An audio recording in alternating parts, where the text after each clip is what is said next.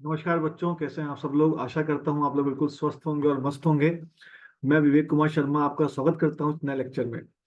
दोस्तों, स्क्रीन पे तो आप मेरे बारे में देख ही रहे होंगे। ठीक है। मुझे अच्छा खासा तजुर्बा है केमिस्ट्री पढ़ाने का। और पिछले लगभग 10-11 साल में 5,000 से ज़्यादा बच्चों को मेंटर किया है। इनफैक्ट 2023 में ऑल इंडिया रैंक 80 उसको मैंने फिरजी पटना में पढ़ाया था। तो इस तरीके से मतलब काफी सारे बच्चों से इंटरेक्ट करने का मौका मिला। और अब YouTube के माध्यम से I am going to start a chapter which is called atomic structure, and slowly from atomic structure हम धीरे धीरे केमिकल बॉन्डिंग की दुनिया में भी घुसेंगे। और एटॉमिक स्ट्रक्चर का दैट पार्ट जो हमारे केमिकल बॉन्डिंग किससे लिंक्ड होगा, मतलब क्वांटम मैकेनिक्स। तो क्वांटम मैकेनिक्स कहाँ से आया, उसकी शुरुआत होती है हाइजेनबर्ग अनसर्टेनिटी प्रिंसिपल से। सो इस सीरीज में जो हम लोग यूट्यूब के थ्रू पढ़ रहे हैं, I will start from the Heisenberg uncertainty principle, and slowly I will be moving towards the quantum model of the atom। और उसके बाद हम केमिकल बॉन्डिंग की हसीन दुनिया में घुस जाएंगे, जहाँ पे हम अलग अलग मॉलिक्यूल्स के स्ट्रक्चर्स कैसे होते हैं, कंपाउंड्स कैसा दिखता है, कौन कौन से बॉन्ड होते हैं, इन सब चीजों पे डिटेल रूप में चर्चा करेंगे। And our today's topic I started with Heisenberg uncertainty principle. उसका एक रीजन है। कई बार आपने कभी सोचा ऐसा कि इलेक्ट्रॉन जो होता है वो न्यूक्लियस के अंदर क्यों नहीं होता है। न्यूक्लियस के अंदर सिर्फ प्रोटॉन और न्यूट्रॉन पाए जाते हैं। मतलब ऐसा क्यों नहीं कि इलेक्ट्रॉन भी न्यूक्लियस के अंदर हो जाता तो क्या दिक्कत होती, और क्यों नहीं होता है। इसका जवाब हमें हाइजेनबर्ग अनसर्टेनिटी प्रिंसिपल देने वाला है। और किस तरीके से हाइजेनबर्ग अनसर्टेनिटी प्रिंसिपल ने बोहर्स की, मतलब जो बोहर्स का जो मॉडल था उसके बाद आया ये। तो किस तरीके से इसने बोहर्स के मॉडल को एकदम काट काट के टुकड़ों टुकड़ों में फैला दिया कि नहीं भैया, बोहर्स तुम्हारा अच्छा मॉडल नहीं है, क्योंकि तुम्हारे मॉडल में कुछ कुछ दिक्कत है। तो हम थोड़ा चीजों को शुरू करते हैं। Our today's topic is Heisenberg uncertainty principle. School में जब टीचर पढ़ाते हैं या जब कोचिंग में हम लोग पढ़ते हैं तो इतना मजा नहीं आता, मतलब ये टॉपिक में फील नहीं हो पाता है कि ऐसा क्यों हो रहा है। हम एक ही टाइम पे इलेक्ट्रॉन की पोजीशन को और उसके मोमेंटम को क्यों नहीं पता कर सकते भाई, जबकि हम फिजिक्स में तो मूविंग कार वाला एग्जांपल आइए देखते हैं, मतलब हम सब चीजों को समझेंगे। So suppose our today's topic is Heisenberg's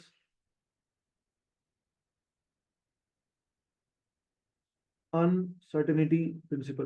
दोस्तों ये बहुत इंपॉर्टेंट टॉपिक है, यहाँ से शुरुआत होगी क्वांटम मॉडल की। तो अपना कॉपी कलम लेके बैठिएगा यार, तभी समझ में आएगा। मतलब आपने टाइम काट दिया तभी तो आज यूट्यूब पे आप बैठे हुए हैं कि हाँ चलो कुछ पढ़ लेते हैं, कुछ सीख लेते हैं आखिरी टाइम पे।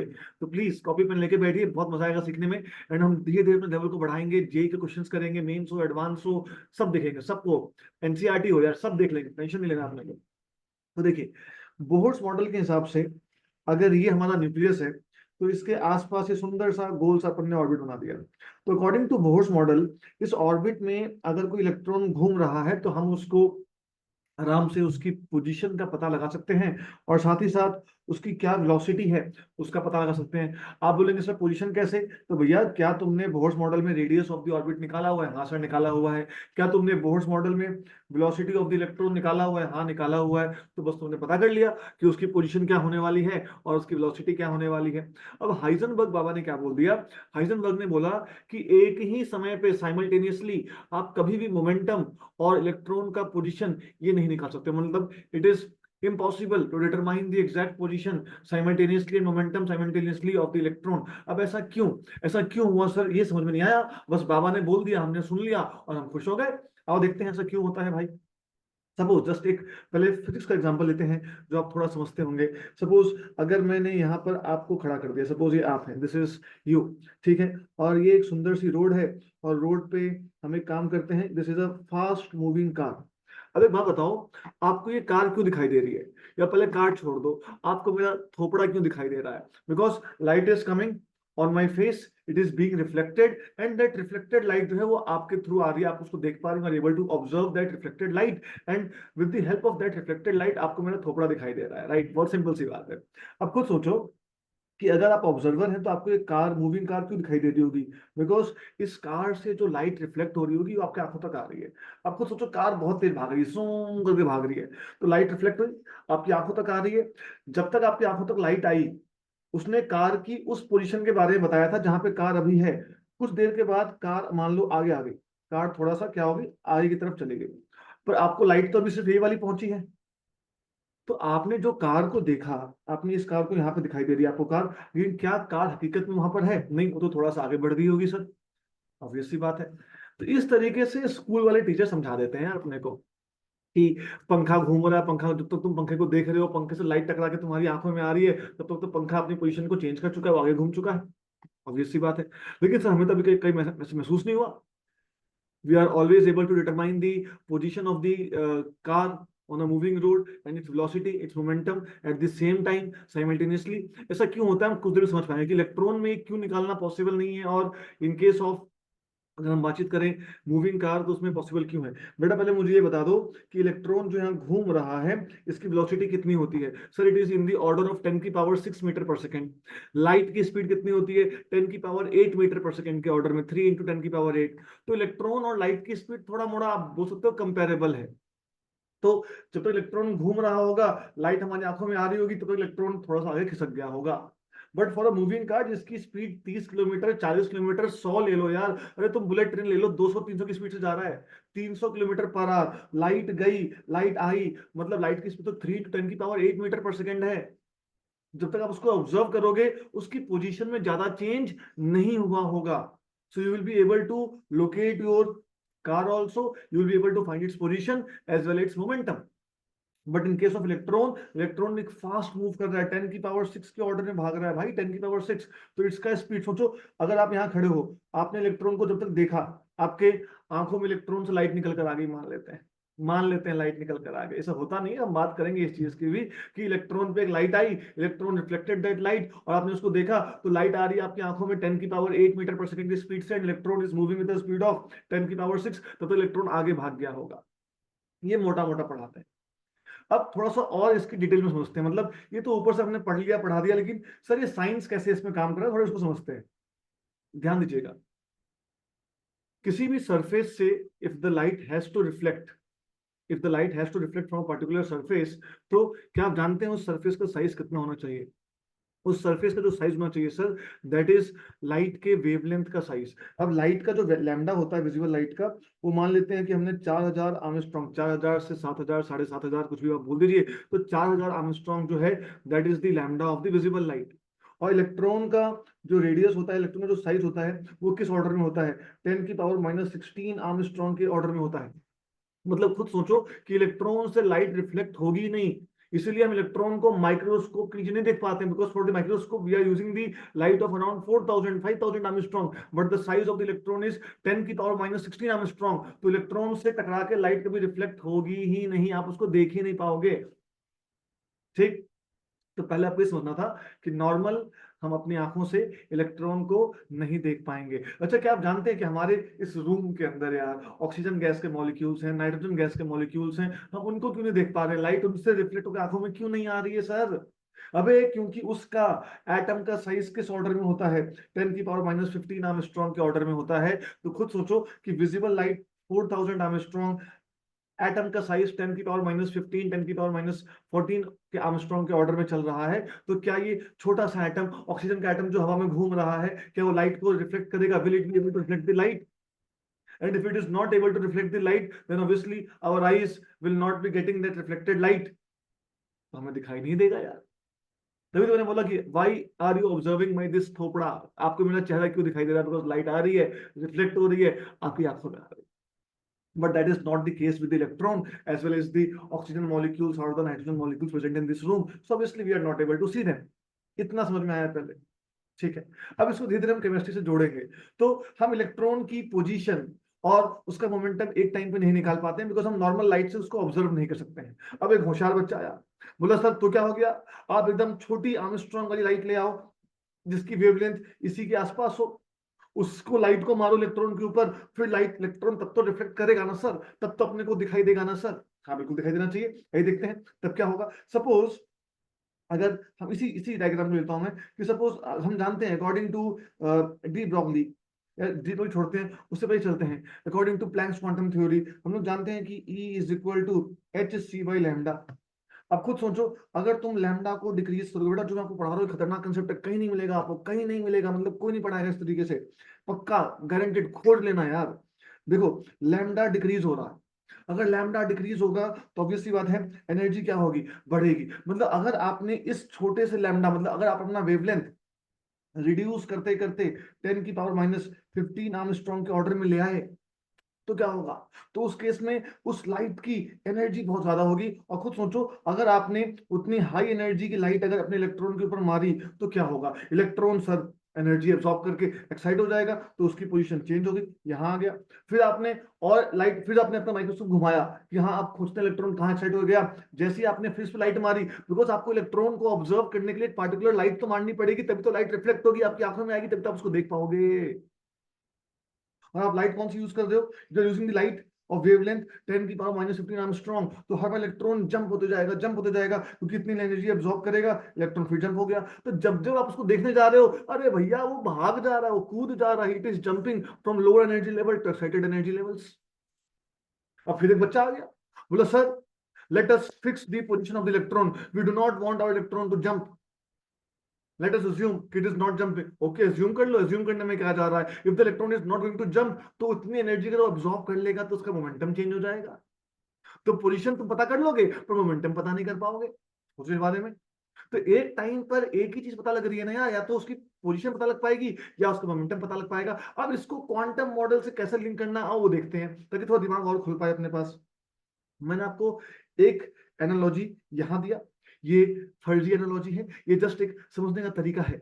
दूसरी चीजें बता रहा हूं कि हमें इलेक्ट्रॉन को ऑब्जर्व करना है अगर, तो कैसे करेंगे? सिंपल सी बात है, इलेक्ट्रॉन को अगर ऑब्जर्व करना है तो we have to use wavelength जो इलेक्ट्रॉन से रिफ्लेक्ट होकर हमारी आंखों में आए, ताकि हम उसको देख पाए। अगर हम उतनी छोटी एनर्जी यूज करेंगे, उतना छोटा वेवलेंथ हम यूज करेंगे, तो उसकी एनर्जी बहुत ज्यादा होगी, जिसको इलेक्ट्रॉन एब्जॉर्ब करके it will be exciting, and if it gets excited its position will keep on changing and we will not be able to relocate it। अच्छा, अब इसको हम लोग केमिस्ट्री की भाषा में कैसे पढ़ते हैं, सुनना ध्यान से। वे भाई, there was a baba called as Max Born and he is basically the one जिन्होंने मतलब क्वांटम मॉडल को लेके सब कुछ चालू किया, मतलब लोगों में अवेयरनेस फैलाई। Schrodinger was a basically assistant to Max Born. तो अगर हम बातचीत करने, तो श्रोडिंगर ने कुछ रिव्यू दिया। अब एक नया नया लड़का कल को आके कुछ तुम्हारे सामने लंबी लंबी थ्योरी फेंक दे, सोचो यार, 6th 7th क्लास के बच्चा के बोले कि ऐसा होता है, वैसा होता है, वैसा होता है, तो पहले तो तुम उसको मिलकर धोगे। लोगों ने यही किया, श्रोडिंगर को पूरा लोगों ने डिस्कार्ड किया, क्या है भाई, क्या, what is this psi psi psi, क्या है साई ये? Then Max Born came forward and he gave some interpretation of this psi. तो this is basically wave function. Quantum model में इसके बारे में हम बहुत डिटेल में बात करेंगे, बट मुझे इसका एक प्रोस्पेक्टस यहाँ पे यूज करना है, चाहे आप समझ पाए। तो उसने बोला इलेक्ट्रॉनिक वेव है, मतलब डी ब्रॉगली ने अब तक हल्ला कर दिया था कि डुअल नेचर ऑफ पार्टिकल, है ना? याद होगा आप लोगों को, प्लैंक्स ने बोला डुअल नेचर ऑफ लाइट, कि light has both nature, particle nature as well as wave nature. और डी ब्रॉगली ने क्या बोला कि every particle has also dual nature. वहां से कंसेप्ट क्रिएट हुआ मैटर वेव का, मैटर वेव, कि भैया मैं अगर यहाँ बैठा हूं तो मैं एक पार्टिकल हूं और मेरे अंदर से वेव्स निकल रही हैं। तो that is the concept of matter wave. तो अब समझ में ये आता है, बच्चे के मन में सवाल उठता है कि सर कोई भी वेव हमने जो पढ़ी है उसमें कोई ना कोई चीज प्रोपोगेट होती है। फॉर एग्जांपल कुछ ना कुछ वेरिएशंस होता है। फॉर एग्जांपल साउंड वेव, मैं बोल रहा हूँ, आप तक आवाज आ रही है, तो there is a pressure difference, pressure, है ना? प्रेशर डिफरेंस हो रहा है, प्रेशर क्रिएट हो रहा है, प्रेशर डिफरेंस क्रिएट हो रहे हैं, and because of that pressure difference you are able to hear me, है कि नहीं? वाटर वेव्स, वाटर वेव्स में क्या होता है, हाइट वेरी करता है, हाइट वेरी कर रहा है। इलेक्ट्रोमैग्नेटिक वेव, उसमें क्या होता है, उसमें electric field magnetic field vary करता है, then it is creating electromagnetic waves.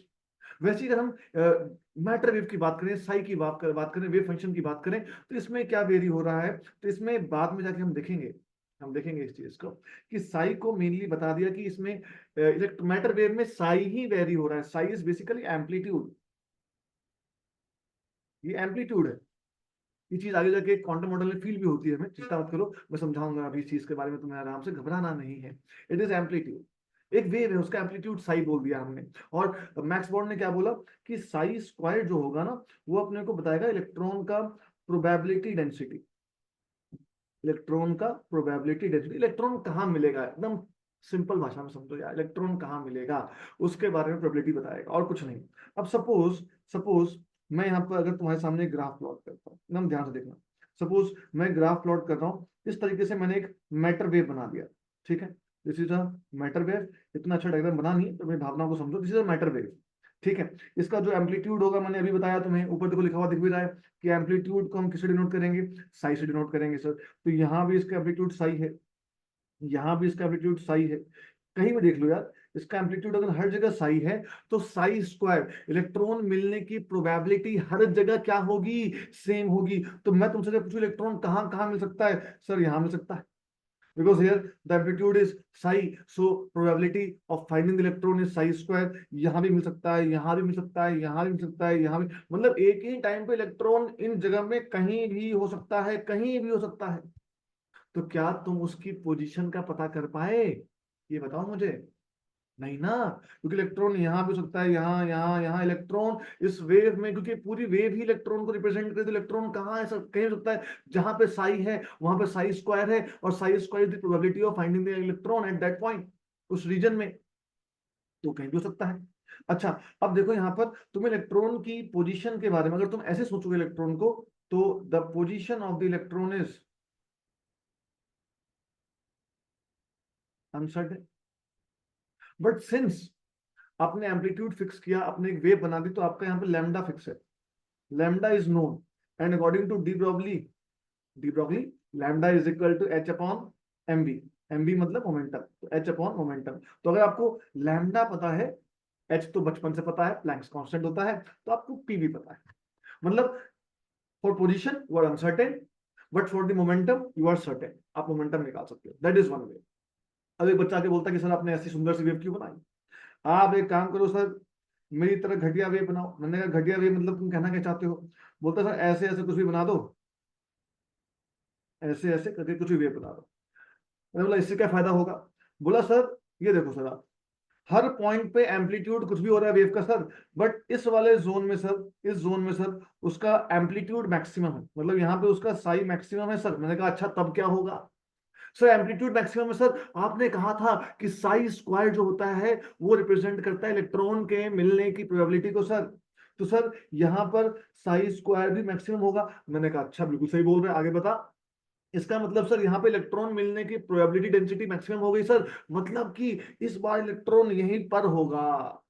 मैंने कहा अच्छा ये बोलना चाहते हो, इसका मतलब this time we have fixed the position of electron, हमने इलेक्ट्रॉन के पोजीशन फिक्स कर दिया। मैंने कहा बहुत अच्छा भाई, तूने तो एकदम हल कर दिया, इलेक्ट्रॉन का पोजीशन तुमने फिक्स कर दिया। So now if you fix the position of electron, मैंने कहा चलो कोई बात नहीं, it's good, now let us try to calculate its momentum. बोलता हाँ सर करते हैं। मैंने पूछा momentum, lambda is equal to h upon p होता है, so momentum is equal to h upon lambda, tell me which lambda you are going to take, because for this wave the lambda is different at every time, her point पे हर जगह पर उसका lambda constant ही नहीं। वो तो अब बोलोगे sir इसका यही वाला लैम्डा ले लेते हैं। अरे भैया थोड़ी बहुत तो इज्जत रख लो फिजिक्स की भी, एक वेव का लैम्डा तो फिक्स करोगे, कि हर पॉइंट पे लैम्डा ही तुम वेरी करते रहोगे वेव का, तो कैसी वेव है फिर वो, उसकी वेवलेंथ क्या है, क्या सेंस बनता है उस चीज में? तो इन दिस केस इश्यू ये आ गया कि यहाँ पर हम उसका लैम्डा जो है वो फिक्स नहीं कर पाते हैं, एंड अगर लैम्डा फिक्स नहीं हो पाता है तो हम बोलते हैं कि momentum is uncertain. This is the real sense of Heisenberg uncertainty principal.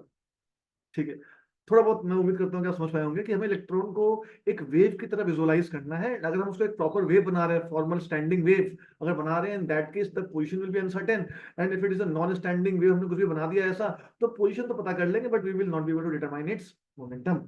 And based on this de Broglie sorry Heisenberg बाबा ने हमें अनसर्टेनिटी को लेकर एक इक्वेशन भी दी, शायद आप जानते भी हैं उस इक्वेशन को, कि uncertainty in position and uncertainty in momentum is greater than equal to h upon 4 pi. और मोमेंटम होता है मास इनटू वेलोसिटी, मास में तो इलेक्ट्रॉन में कोई हमें अनसर्टेनिटी नहीं है, that is fix 9.1 into 10⁻³ kg। So basically that uncertainty is related with the velocity, तो ये हो जाएगा अपने पास h अपॉन 4 पाई m। तो this is the uncertainty principle mathematical expression जिसका हम लोग यूज करते हैं। इतना समझ में आ गया। अब in the beginning I told you guys that हमने एक बात कही थी कि why the electron is not existing in the nucleus, ऐसा क्यों नहीं होता है? जैसा इलेक्ट्रॉन भी न्यूक्लियस के अंदर समा जाता तो क्या ही दिक्कत होती, इसका जवाब आपको मिलने वाला है। देखिए दोस्तों, ये एक सवाल था, this question came in JEE 2024 9 अप्रैल को जो हुआ था उसमें क्वेश्चन आया हुआ था। ठीक है, अगर मैं इस क्वेश्चन की बात करूं, ये वही क्वेश्चन है जो हम बच्चों को कई सालों से पढ़ाते आ रहे थे कि भैया इलेक्ट्रॉन जो है वो न्यूक्लियस के अंदर नहीं मिलेगा। एंड आई थिंक मैं इसको सॉल्व करता हूं आप लोगों के साथ, लेकिन आप थोड़ा मेरी भावनाओं को समझिएगा।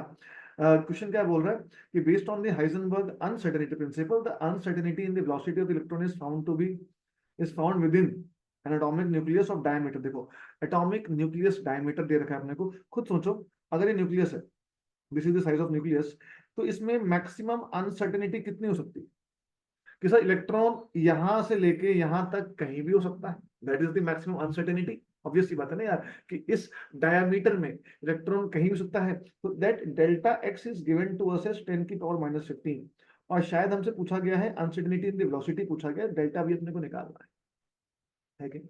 अब मैं चाहता हूं कि इसको सॉल्व तो आप लोग करेंगे वैसे, लेकिन मैं आपको जस्ट थोड़ा सा बता देता हूं यहाँ पर चीजों के बारे में कि डेल्टा वी इक्वल टू क्या होता है, delta v will be more than equal to, है ना, जो अपने पास अनसर्टेनिटी की जो हमने क्वेश्चन लिखी थी, जो आपको के सामने लिखी हुई है, मैं आपको दोबारा दिखा दे रहा हूँ ताकि आपको याद रहे, delta x into delta v is greater than equal to h upon 4 pi m. इसको यहाँ पुट करते हैं, तो डेल्टा वी, एच मतलब प्लैंक्स कांस्टेंट लिखा हुआ है, इंटू 10 की power -34 upon 4 pi 3.14 into m, that is mass of electron 9.1 into 10 की power -31 kg, and moreover we will add delta x also यहाँ पे आ जाएगा, that is 10 की पावर -15। इसको सॉल्व तो आप लोग कर लेंगे मुझे यकीन है। मैं सिर्फ 10 के पावर का जो ऑर्डर है ना वो आपको दिखाना चाहता हूँ। इनफैक्ट आंसर में भी लिखा हुआ है इट शुड बी 10 की पावर 9 का ऑर्डर। मैं एक मोटा मोटा आपको ऑर्डर दिखा देता हूँ, देखिए, सी हियर, इट इज 10 की पावर -34, 10 की पावर -31, तो कितना हो जाएगा अपने पास, 10 की पावर -3 बच जाएगा ऊपर, 10 की पावर -3 ऊपर बच जाएगा, एंड ये जब ऊपर जाएगा तो ये कितना बन जाएगा, दिस विल बी 10 की पावर -15, ऊपर जाए क्या हो जाएगा 10 की पावर +15। तो शायद अपने पास 10 की पावर -3 इंटू 10 की power +15, this will be somewhat, the order is will be around 10 की पावर 12, 10 की पावर 12 के ऑर्डर में आएगा। थोड़ा बहुत आप पॉइंट यहाँ वहां घुमाएंगे तो 10 की पावर 9 के ऑर्डर में आ जाएगा। मैं सिर्फ ये बताना चाहता हूं कि सी दिस वेलोसिटी, ये वेलोसिटी 10 की पावर 12 के ऑर्डर में आ रहा है यार, और स्पीड ऑफ लाइट कितनी होती है, 3 इंटू 10 की पावर 8 मीटर पर सेकेंड, मतलब this velocity is more than the speed of light, this velocity is more than the speed of light. और फिजिक्स में इतना तो आप लोग पढ़ चुके हैं कि स्पीड ऑफ लाइट से ज्यादा कोई तेज मूव हो नहीं सकता। इसका मतलब इलेक्ट्रॉन अगर न्यूक्लियस के अंदर होता तो उसकी स्पीड होती 10 की पावर 12 के ऑर्डर में, मीटर पर सेकेंड, इस ऑर्डर में होती, which is not possible, and that is the reason why electron do not exist inside the nucleus. आप इसी सेम क्वेश्चन को, you can try the same question for proton and neutron also, और तब आपको दिखाई देगा कि प्रोटॉन एंड न्यूट्रॉन जो है उनकी स्पीड जो है लाइट की स्पीड के कंपैरेबल और थोड़ी सी कम ही आती है। तो इसका मतलब प्रोटॉन और न्यूट्रॉन जो है वो न्यूक्लियस के अंदर एग्जिस्ट कर पाएंगे। तो ये था हमारे पास सुंदर सा हाइजेनबर्ग अनसर्टेनिटी प्रिंसिपल। मैं दोबारा से मैं बता देता हूँ आपको, एक ही टाइम में, at one particular point of time, at simultaneously, you will not be able to determine the position of the electron as well as its momentum at the same time, क्योंकि अगर आप उसका पोजीशन निकालने जाएंगे, है ना, तो उस केस में उसका लैम्डा फिक्स नहीं होगा तो मोमेंटम उसका अनसर्टेन हो जाएगा। एंड अगर आप उसका लैम्डा फिक्स कर देंगे तो उस केस में it can be present anywhere size square, तो उसका फिर आप position you will not be able to identify, and that is the reason the Heisenberg uncertainty principle came, and this is proved experimentally. इस बात को समझिए, ठीक है, it is proved experimentally, and because of this is one of the reason why Bohr's model is failed, so this can be included as a drawback of the Bohr's model also। And I also explained why the electron cannot coexist with the proton and neutron in the same nucleus। और ये question जो हम कई सालों से पढ़ाते आ रहे हैं, 2024 के जेईई मेंस से भी आया क्वेश्चन है। I hope you enjoyed this session, please like the video, spread it among your friends, and slowly I will be bringing more lectures. अपना प्यार दिखाते रहिए, मस्त रहिए, स्वस्थ रहिए। Thank you very much.